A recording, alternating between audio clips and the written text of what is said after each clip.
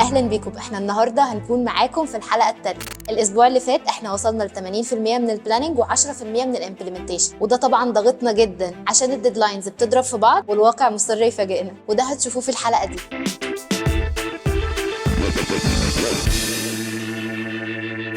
المفروض الاسبوع ده نقفل الكامبين سيناريو، اخر حاجه متفضله في البلاننج، ونقفل الستور والويب سايت كونتنت واول كونتنت ستريم للكامبين سيناريو، واللي هيكون في شكل كومبيتيشن ما بين التيم سيف وهدى واميره ومحمود، وده هتعرفوه اكتر في الحلقه. وكمان هنستلم البرنت اوتس المبدئيه ونبدا في تجهيز الاستوديو لان في كونتنت هيتصور، ويلا نشوف كل الاهداف دي هنحقق منها قد ايه.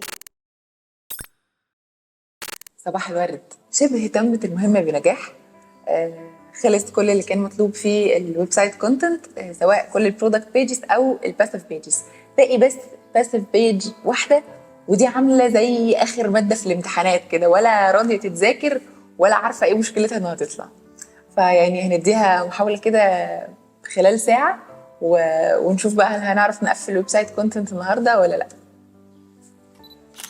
وهنا هدى قعدت حوالي ساعة تخلص اللمسات الأخيرة في الويب سايت كونتنت، وبعدها بعتت لسيف عشان نعتمد الفاينل فيرجن.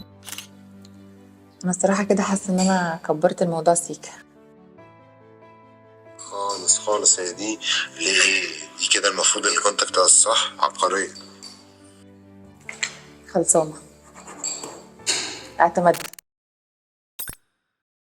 النهاردة 12/6، اليوم مش عارف الكام بس. ودلوقتي هنشوف أول يوم في المسابقة بعد ما استقرينا على الكامبين سيناريو، وإن هيكون فيها اتجاهين من الكونتنت. أول اتجاه البراند ليفل، تاني اتجاه البرودكت ليفل. ده بقى عشان نعمله اصلا احنا المفروض الاستراكشر المبدئي اللي هو من غير ما ياخد في الاعتبار اي حاجه. المفروض عندنا 8 برودكتس في البروجكت ده. المفروض نخصص يعني ادسيت لكل برودكت يكون بيتحط فيها اسيتس بتبيع البرودكت ده بس، عشان احنا محتاجين نبيع كل البرودكتس لحد ما يبقى عندنا وينر. فالوينر ده نالوكيت ليه بادجت اكبر من الباقي، بس الباقي برضو لازم نفضل شغالين عليهم. بس الاستراكشر ده مش عملي، لان لما ننزل ننفذه على الارض هنلاقي ان احنا محتاجين ان الاستراكشر ده عشان يتنفذ محتاجين نبقى بنلعب في بادجت في الشهر نص مليون جنيه مثلا، واحنا البادجت اللي عندنا اقل من كده بكتير جدا. وبالتالي اللي محتاجين نغير السيناريو لحاجه تكون واقعيه. الحاجه الواقعيه دي هي اللي احنا بنتكلم فيها. هل يا جماعه دلوقتي اول اقتراح طلع، هل ناخد كده احنا عارفين مين اكتر برودكت مهم، فممكن ناخده من الاول من غير ما نقعد نختبر ونطلع وينرز، ونعمل جنبيه ادسيت بتشتغل على الباندلز بس، تبندل اكتر من حاجه، وهي دي اللي نبقى شغالين عليها. بس الفكره كلها ان احنا لسه ما اطمناش وما اسسناش الجزء بتاع ان احنا نبيع البرودكتس نفسها مباشره بقيمتها هي المباشره قبل ما نروح نقول لهم خدوا من ده كتير مع بعض. هو لسه مش عارف ايه هو اللي هاخد منه كتير. فالموضوع هنا فيه خطورة عالية. الاقتراح اللي بعد كده اللي منى قالته اننا ما نشتغلش على البرودكت ليفل، نشتغل على البراند ليفل. دي كده الاقتراحات المتاحة اللي بناء عليها المفروض نعدل الكامبين سيناريو، فنبقى جاهزين نلعب اللعبة. بقى اللعبة في ايه؟ في اننا كل ادسيت المفروض رايحه تلعب على حاجه معينه، تلعب مثلا على برودكت او باندل او وات ايفر. احنا المفروض بقى نتنافس في الاسيتس اللي محطوطه جوه الادسيت دي. فكل واحد فينا يبقى عامل فيجوال وعامل تايتل وعامل برايمري تكست، وكلهم هيتحطوا مع بعض. فممكن البرايمري تكست بتاعي يطلع الفيجوال بتاعك والتايتل بتاع محمود، بس هنعرف مين اجمد تايتل ومين اجمد فيجوال ومين اجمد برايمري تكست. تمام؟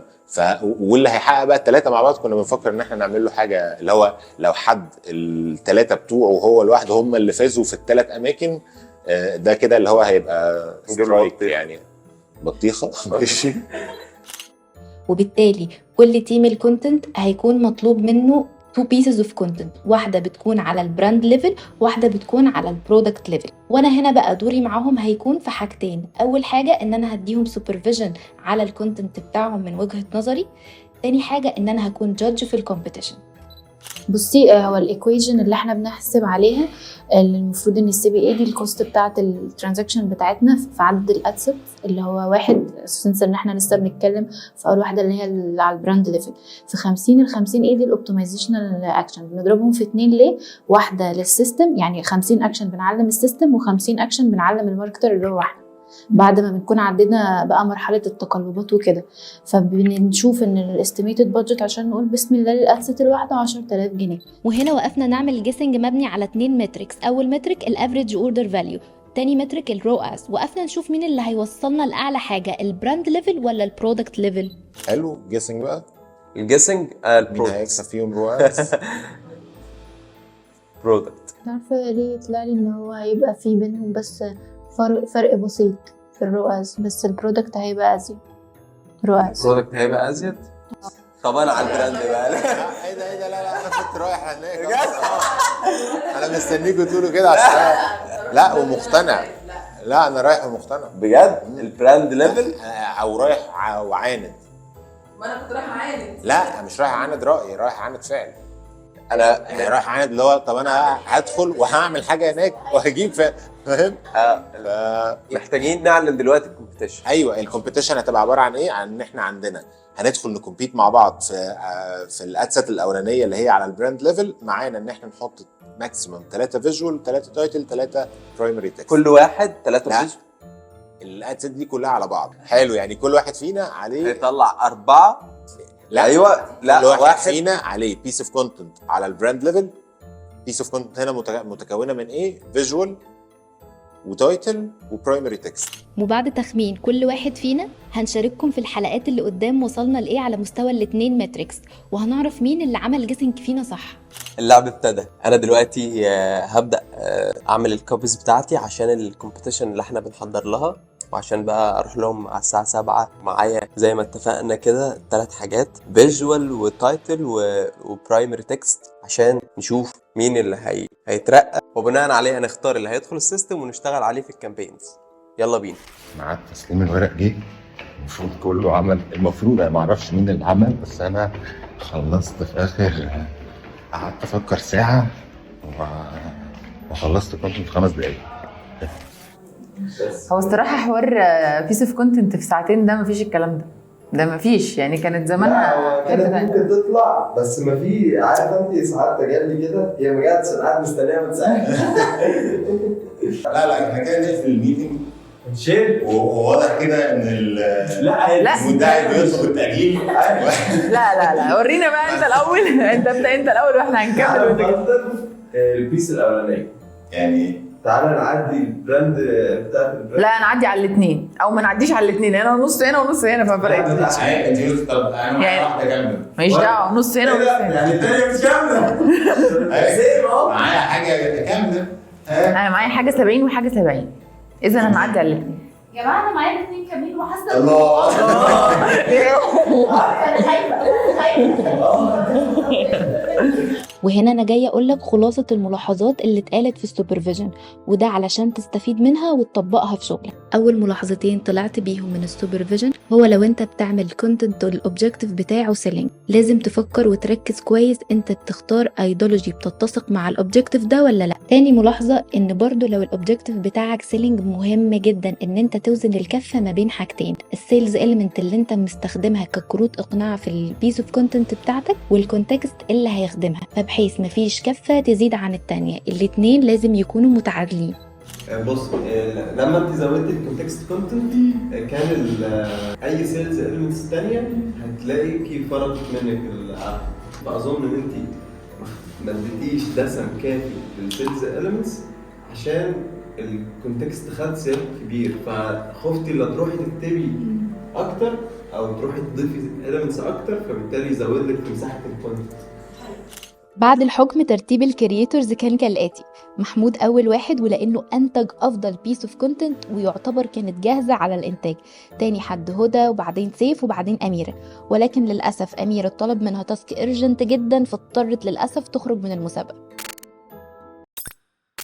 وفي اليوم التاني من المسابقة أنا برضو هقول لك شوية الملحوظات اللي أنا طلعت بيهم من السوبرفيجن، ولكن أنا مش عايزاك تسمع مني وخلاص، لا أنا عايزاك تشاركني في الكومنتس استفدت منها ولا لأ، وطبقت منها إيه وحابب تزود عليها ولا لأ. أول ملحوظة طلعت بيها وهي وانت بتعمل كونتنت تحط في دماغك كل أنواع الشخصيات اللي هتستهلكه. وخليني أوضح لك ده بمثال. تخيل معايا لو انت رايح تعمل بيس اوف كونتنت واحتجت علشان تقوي من كلامك ووجهة نظرك انك تستخدم مصطلحات علمية. المصطلحات العلمية دي هتكون جذابة جدا لفئة من الناس وهتكون مكلكعة ومعقدة لفئة تانية. لو عايز تحل المشكلة دي هقولك على حاجة هي أساس شغلنا، ان انت تعدي البيس اوف كونتنت بتاعك على أكتر من شخص، فبالتالي يطلع لك أكتر من وجهة نظر، فتكون شايف كل الزوايا اللي ممكن تطلع لك في البيس اوف كونتنت، لان انت ككرييتور ما تعرفش الاعتراض ممكن يجي لك منين. هي كده تمشي فاستورد اغلى. اما الثانيه ضربت لك اللي انت قلته البيس اوف كونتنت ثانيه اصلا وهنا اصلا ما قدرتش نضرب في مصر. انا مش شايف اقصد ان هي ضربت اللي احنا قلنا قبل كده ان احنا ليه البيس اوف كونتنت بتاعتي اللي هي دي احنا عشان انا السعر بتاعي ما باخدوش زي اي حد مش سكند هاند مثلا. ماشي هنشيل احنا بنشتري 55 فنقول ملحوظه السعر العالمي فرق كبير بس بنستورد نوع زبده شيء متاحة في مصر. مش متاح في مصر بقى. كلمة متاحة في مصر مضايقاني بس. في مصر على طول. يعني بنستورد أغلى زبدة نوع شيا متاحة في مصر، ايه علاقة مصر؟ ايوه صح. بنستورد نوع زبده شيء. يلا ماشي تمام. طب صح بس هتخلي السعر العالمي يتراوح من 18 ل 55. انا مالي بالسعر العالمي؟ انت كده بقت وجودها شيلها خالص بقى. وهنا وصلنا لاخر المسابقه والحمد لله قفلنا البيسز اوف كونتنت. وخليني اقول لك الرانك الاخير اللي هيكون فيه محمود برضو في المقدمه وبعد كده سيف وبعد كده هدى، ولكن الحكم ما وقفش لحد هنا، وده لاننا لسه هنشارككم كل الكونتنت اللي طلع علشان تكونوا انتم الحكم، وكمان هنوريكم الوينر بيس اوف كونتنت من ناحيه السيستم. خلصنا البيسز اللي هتدخل في الكومبيتيشن والنهار الساعة دلوقتي 9 وده اللي مخليني شكلي مرهق شوية. المفروض ان انا بقى هروح الكلاينت جاي بكرة وجايب وكمان جاي موديل عشان نصور الكونتنت.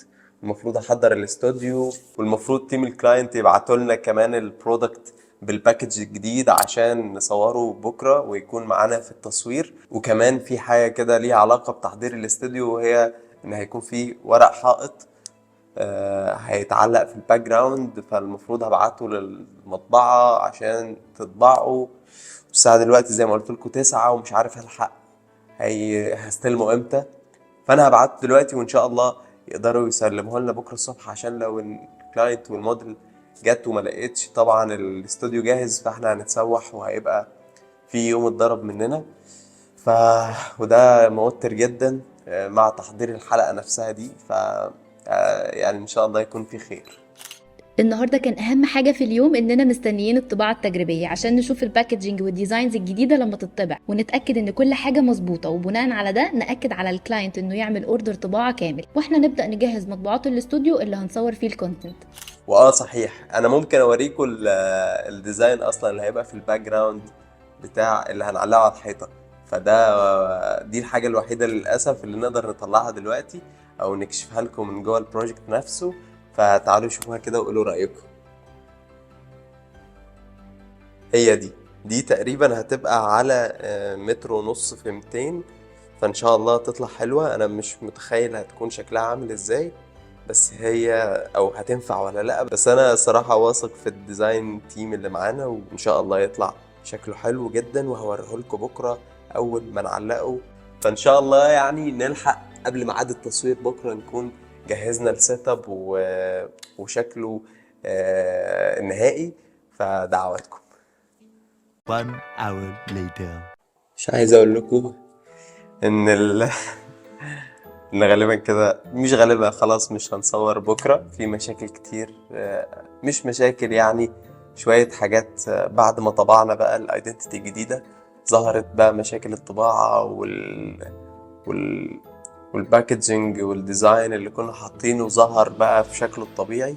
فزي ما انت شفتوا كده الكلاينت جه من شويه وورانا اللي طالع النتيجه على فرخه كده، فبندور فطلع بقى ظهر لنا كام حاجه كده والحمد لله يعني ان احنا لقطناها من دلوقتي. فدلوقتي الساعة 12:03 تقريبا، فأنا هقعد أسهر عشان أدوكمنت الأخطاء دي وأسجلها للديزاينرز، عشان إن شاء الله الصبح على طول يخلصوها، وبالتالي نلحق نطبع، وبالتالي ده يسرع التصوير، وبالتالي ده هيفرق في حاجات كتير جدا جدا. فأنا إن شاء الله دلوقتي هشوف الدنيا هتوصل لإيه، وهلحق أمشي ولا هطبق ولا إيه، مش عارف.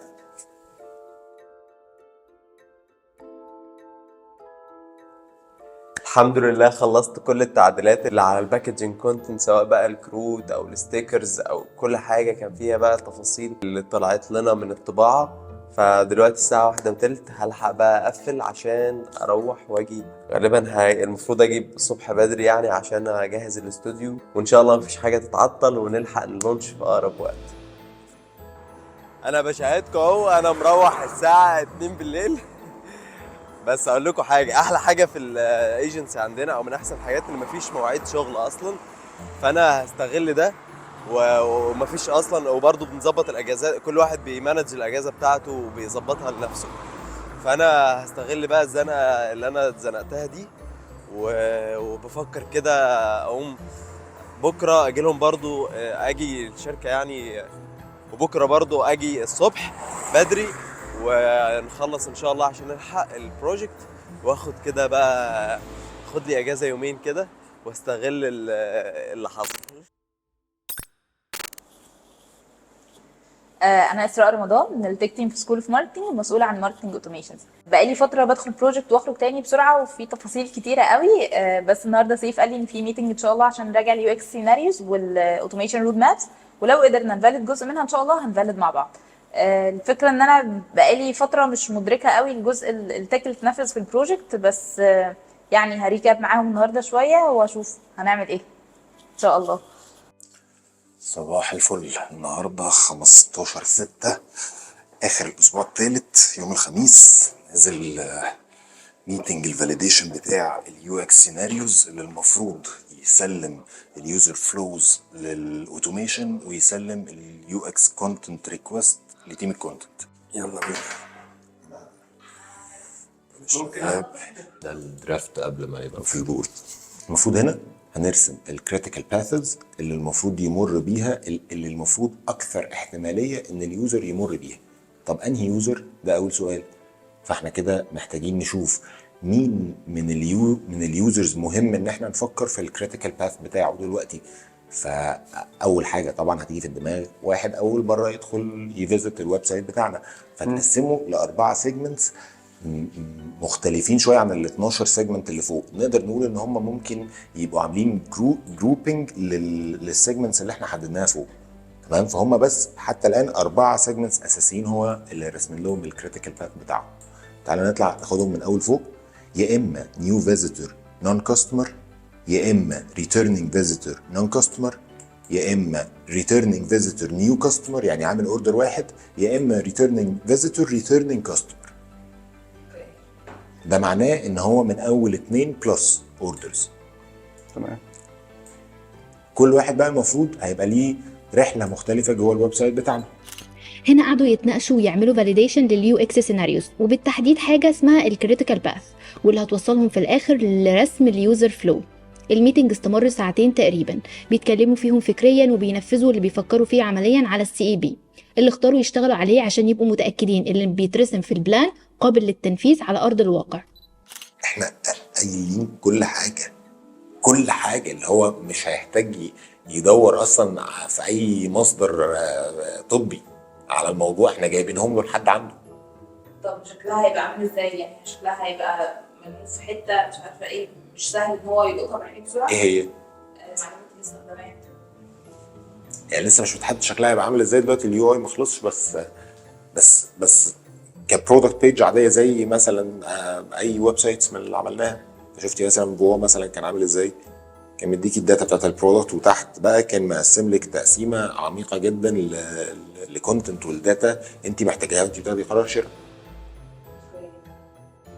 يعني متوقعه ان مثلا لو هي لقت الاساسي عادي ولقيت ان دايما المنتج الواحد ممكن تستخدمه لاكتر من حاجه، مش بس عشان يعالجني، باكتر من شكل. يعني مثلا انها تعمل منه حمام كريم او ترطيب او كده، او ماسك مثلا. بس ده مش لعبتنا، احنا لعبتنا اصلا ان عندنا حاجه لكل حاجه. كده خلصوا الميتنج، وكان في شوية حاجات محبطة بعد ما حاولوا يعملوا الفاليديشن العملي، ولو ان اهم حاجة في السي بي اللي بندور عليه مش موجودة في اختيارهم، وبالتالي هنرجع لمرحلة الريسيرش تاني اللي كنا صرفنا فيها ساعات كتيرة قوي قبل كده. تعرف ليه اوقات مديرك بيقول على الكونتنت اللي انت عامله كويس واوقات لا؟ طب هو اصلا كفء بدرجه كافيه ان هو يحكم على الكونتنت بتاعك؟ طب هل الكفاءه دي بتتقاس بعدد سنين الخبره مثلا او الاماكن المرموقه اللي هو اشتغل فيها، ولا الموضوع ملوش علاقه بالنقط دي خالص؟ الكونتنت سوبرفيجن اللي انت شفت جزء صغير منه في الميتنج هو موضوع الكراش كورس النهارده. الحقيقه ان عندنا الكونتنت سوبرفيجن كمرحله من مراحل انتاج الكونتنت هو ممكن يكون اهم من الكرييشن نفسه، واكيد شفت في الميتنج هو قد ايه كان لعبه جماعيه وقد ايه كان مرهق ومعقد. طيب قبل ما ندخل في التفاصيل خليني اقول لك مبدئيا ان الخبره مش هي العامل الفارق في الموضوع. ليه بقى؟ لان الموضوع ملوش علاقه قوي بالخبره على قد ما هو ليه علاقه بحاجه اسمها cognitive functions او الوظائف الادراكيه. والكوجنيتيف فانكشنز دي هي جزء من فرع من فروع السيكولوجي اسمه اناليتيكال سايكولوجي. طبعا انا مش هقدر اشرح لك اساسات العلم ده في 10 دقايق، لكن ممكن اعرفك ليه الكونتنت لعبه جماعيه وليه الفيدباك اللي بيجي لك ساعات بيبقى كويس وساعات بيبقى وحش. مبدئيا كده الكوجنيتيف فانكشنز هي الوظائف اللي بيقدر الاوبريتنج سيستم بتاعنا يأديها، وكل واحد فينا ليه اوبريتنج سيستم مختلف عن التاني. الوظائف دول هم 8 وظائف موجودين عند كل البني ادمين، واختلاف ترتيبهم هو اللي بيخلق نمط شخصيه البني ادم. بسرعه كده هنعدي على ال8 فانكشنز دول وهنقول هم مسؤولين بصوره اساسيه عن ايه في اداء البني ادم وبالتحديد في الكونتنت. ال8 فانكشنز دول مقسومين على 4 محاور. اول محور فيهم هو السنسنج، وفي منه نسختين، الانتروفيرت سنسنج والاكستروفيرت سنسنج، يعني الواقع الداخلي والواقع الخارجي. والواقع هو الكوجنيتيف فانكشن المسؤوله عن التعامل مع التفاصيل الماديه في الحياه. تاني محور وهو الانتويشن، الحدس او الخيال، وليه برضه نوعين، introvert intuition و extrovert intuition، يعني الخيال الداخلي والخيال الخارجي، وكل واحدة فيهم بتعمل وظيفة مختلفة. على الناحية التانية المحور الثالث هو thinking، وبرضه نسختين، introvert thinking و extrovert thinking. والمحور الرابع هو الفيلينج، introvert feeling و extrovert feeling، يعني مشاعر داخلية ومشاعر خارجية. دول ال8 أجهزة اللي محطوطين في دماغ كل بني آدم فينا وبترتيب مختلف، وترتيبهم المختلف ده هو اللي بينتج لنا نمط شخصية معين. طيب احنا كده عرفنا الاسماء العلمية للكوجنيتيف فانكشنز، بس ما عرفناش اسقاطها على الارض هيبقى عامل ازاي وهتقدر تفيدني بايه. فدلوقتي هنربط كل كوجنيتيف فانكشن فيهم بالوظيفة اللي تقدر تعملها الفانكشن دي على الارض.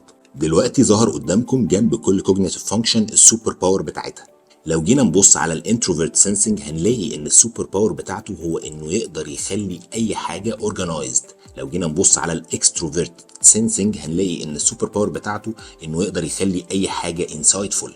الانتروفيرت انتويشن يقدر يخلي اي حاجه برو اكتيف، يعني مستبقه للاحتمالات اللي ممكن تحصل في المستقبل وعامله حسابها، وبالتالي محبوكه بصوره اكبر. الاكستروفيرت انتويشن يقدر يخلي اي حاجه يونيك. الانتروفيرت ثينكينج على الناحيه الثانيه السوبر باور بتاعته انه يقدر يخلي اي حاجه محبوكه من ناحيه المنطق. الاكستروفيرت ثينكينج السوبر باور بتاعته انه يقدر يخلي اي حاجه دبلوماتيك.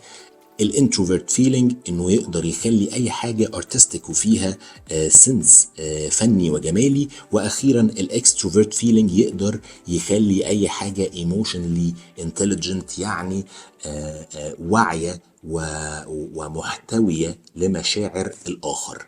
دول كده ال8 فانكشنز بالسوبر باورز اللي بتطلع من كل واحده فيهم: organized, insightful, proactive, unique, logical, diplomatic, artistic, emotionally intelligent. اللي انت محتاج تعرفه في الموضوع ده هو ان كل بني ادم فينا عنده جهازين من ال8 دول شغالين واقوياء، و6 اجهزة ضعاف ومش منتظر منهم ان هم يعملوا تأثير او فرق. وطبعا على حسب الجهازين اللي شغالين في خريطتك النفسية، على حسب السوبر باورز اللي عندك، وعلى حسب السوبر باورز اللي عندك على حسب ما هتبقى بتشوف الدنيا. فلو انت مثلا شخص السوبر باور اللي عنده ان هو شخص اورجنايزد جدا، الانتروفيرت سنسنج عنده قوي جدا، ده معناه انه هيبقى بيشوف العالم من النضاره دي، فهيبقى بيشوف الحاجه اللي مش اورجنايزد وحشه وبيشوف الحاجه الاورجنايزد ان هي حلوه، وهكذا في ال8 فانكشنز. فتخيل بقى كده ان مديرك هو بني ادم فعنده 2 فانكشن من ال8 شغالين، وده معناه انه بيشوف العالم من الفانكشنز بتاعته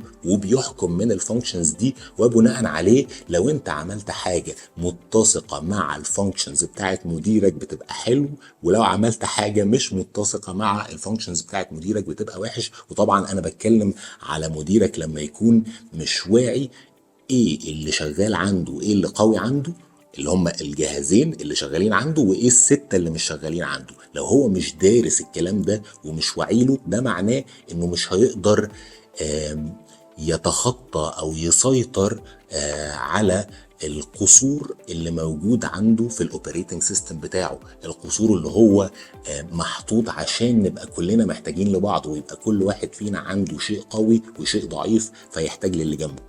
طيب هل اي جهازين من ال8 دول ممكن يبقوا عندي اقوياء؟ فهل مثلا ممكن يبقى عندي الانتروفيرت سنسنج والاكستروفيرت سنسنج اقوياء؟ لا. انت اي بني ادم، طبعا العلم نفسه ليه اسس عشان اشرحها لك هحتاج من 3 ل4 ساعات عشان ندخل في الاساسات بس. فانا دلوقتي هحاول يعني ادي لك الموضوع حفظ مش فهم، لاننا ما عندناش مساحه كافيه، لكن لو قررت تتعمق في العلم ده هنساعدك بكل اللي نقدر عليه، وهنجاوب على كل الاسئله اللي انت محتاجها، وهنشاور لك على كل حاجه نعرفها في الطريق ده، لانه فعلا طريق ممكن يغير لك حياتك 180 درجه. نرجع لموضوعنا. انا فاتح معاك الموضوع ده ليه اصلا؟ عشان تبقى فاهم الطريقه اللي بتتكون بيها انماط شخصيه البني ادمين. مش اي جهازين من ال8 دول ممكن يبقوا موجودين عند بني ادم وهم دول الاقوياء عنده، وال6 التانيين هم اللي ضعاف وخلاص. لا، هي ليها طريقه معينه، ليها خريطه معينه وقوانين ما بينفعش تتكسر. فانا دلوقتي هحفظك الخريطه دي عشان بس يبقى معاك طرف الخيط الاولاني. فاول حاجه محتاجين نعرفها هو ان الجهازين الاقوياء عند اي بني ادم لازم يكون واحد من الصف ده وواحد من الصف ده. ما ينفعش يبقى الجهازين اللي اقوياء عند بني ادم من نفس الصف.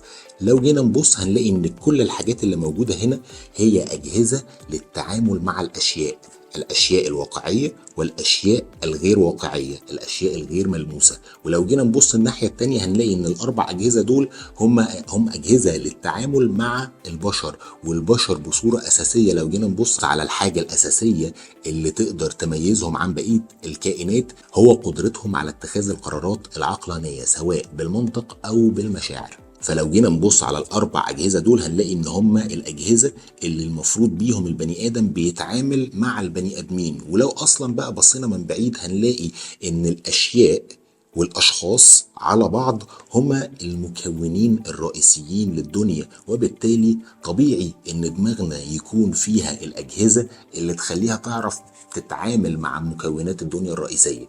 طيب، أول قانون عندنا إن الجهازين الأقوياء عند بني آدم معين لازم واحد منهم يكون من ناحية الأشياء وواحد منهم يكون من ناحية الأشخاص. دي كده أول قانون. القانون الثاني إن الجهازين دول لازم واحد فيهم يكون انتروفيرت وواحد فيهم يكون اكستروفيرت. يعني ممكن يبقى شخص ما عنده الانتروفيرت سنسنج قوي جدا، الجهاز التاني القوي اللي عنده لازم يبقى اكستروفيرت ولازم يبقى من الناحية التانية، يعني يا اكستروفيرت thinking يا اما extrovert feeling. ونفس الكلام الاكستروفيرت sensing ده كده من ناحية الاشياء.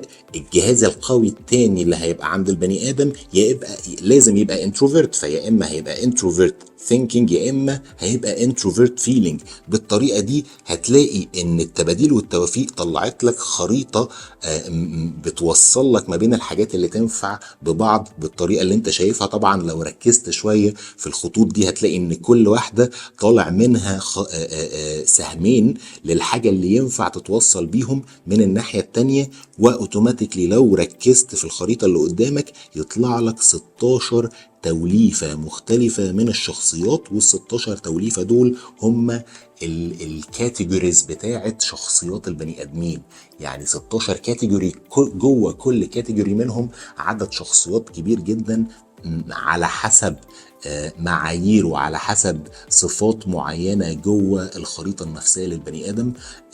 انت كده إلى حد ما فهمت يعني قشور القشور للموضوع، وفهمت كل فانكشن فيهم بتعمل ايه، وفهمت ازاي ممكن يتوجدوا عند بني ادم معين، وايه منهم اللي ينفع يبقى مع بعض قوي عند بني ادم وايه لا.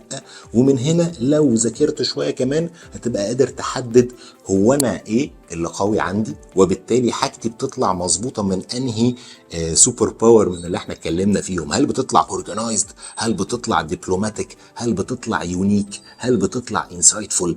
ده بيطلع بسبب اللي موجود في خريطتك النفسية الفطرية اللي ربنا خلقك بيها، وده اللي انت هتلاقي نفسك جامد فيه من غير ما تتعب. وبالتالي كمان هتقدر تبص للي قدامك، لو انت برضو ذاكرت كويس هتقدر تبص للي قدامك وتعرف ايه بالظبط اللي عنده قوي، وبالتالي هتبقى قادر تعرف هو هيحكم على حاجتك ازاي قبل ما يحكم عليها، وهتبقى عارف تروح له امتى عشان يضيف لك اللي ناقص عندك. طيب لو انت مكسل ومش عايز تروح تذاكر، ازاي تستفيد من الكلام ده بطريقة تعلي من اداء التيم بتاعك؟ يعني ابسط حاجة مثلا ان الجزء المنطقي التحليلي عكس الجزء الفني الجمالي. فمثلا لو لقيت عندك كرياتور معين فنان، اعرف انه دايما هيبقى المنطق عنده فيه ثغرات كتير، فلازم تدور على حد منطقي جدا في شخصيته عندك في التيم عشان يبقى هو الفلتر بتاع الشخص الفنان. نفس الكلام لو لقيت شخص خيالي قوي، الشخص الخيالي قوي ده هيجيب حاجات كرييتيف جدا يونيك جدا، بس الشخص ده محتاج فلتر يكون واقعي، يكون ناحية السنسنج عشان يفلتر له الخيال ده. ليه؟ لان الشخص الخيالي هيبقى ضعيف في الواقع، والشخص الواقعي هيبقى ضعيف في الخيال، فكل واحد فيهم يعرف يبقى فلتر للتاني ويكمل التاني، وبالتالي الحاجة تخرج من التيم محبوكة من ال8 زوايا بتوعها. وطبعا لو هم 8 أجهزة وانا عندي منهم 2، حاجتي دايما هتبقى مضروبة من 6 زوايا تانية. فانا المفروض ادور على البني ادمين حواليا اللي عندهم الفانكشنز اللي مش موجودة عندي، عشان هم دول اللي يقدروا يطوروا من الزوايا اللي انا ضعيف فيها، وامشي بحاجتي عليهم واحد واحد، اقول لهم علوا من الحاجة بتاعتي وطوروها لي وحطوا الDNA بتاعكم فيها. الطبيعي ان الناس بتعمل الكونتنت وبتبقى خايفه عليه، خايفه ان حد يروح يلمسه، واللعبه مش كده. مفيش حد في كره القدم ممكن ياخد الكره ويعمل لها كده، لا انا عايز اجيب جون لوحدي، ده ما يخليش حاجه تحصل. اللعبه لعبه جماعيه، وده السبب الرئيسي اللي مخليها لازم تبقى مشاركه من مجموعه من البشر، ان كل بني ادم يعني سوبر هيرو في حاجتين وضايع في ال6 حاجات التانيين الى حد ما، طبعا بطريقة معينة وبمنهجية معينة وبعلم معين. بس أنا بلخص لكم الموضوع يعني تلخيص يكاد يكون مخل، بس كل هدفي إن بس تاخدوا طرف الخيط وحد يتشد ويروح يذاكر فيفهم نفسه ويفهم اللي حواليه، فيأدي في الملعب أداء أحسن ويطلع من اللي حواليه أداء أحسن، وبالتالي الأوتبوت النهائي يكون أفضل للجميع. يا رب يكون المعلومات اللي اتقالت هنا حد يعرف يجمعها مع بعض ويستفيد بيها. اللي موجود هنا ده والله احنا يعني بنيين عليه الأساسات الفكرية للشركة من نواحي كتير قوي، من الHR للشغل التنفيذي أصلا اللي بنعمله جوه الكونتنت وغير الكونتنت، للتعامل الشخصي ما بيننا وما بين بعض. فهو موضوع عميق قوي قوي، غير لنا تقريبا حياتنا كلنا. فأتمنى انكم تاخدوا فايدة قد اللي احنا اخدناها منه، وشكرا. كده احنا خلصنا 100% من البلاننج و30% من امبلمنتيشن الستور، وخلصنا الويب سايت كونتنت، والمطبوعات مستنيينها تخلص، ونبدا من الاسبوع الجاي نستلم المنتجات وننفذ الكونتنت اللي طلع من الكومبيتيشن ونعمل لونش للكامبين بتاعتنا. طبعا هنكون مستنيين نتائج اول اسبوع ونشوف ماذا سيفعل الكونتنت تارجتنج.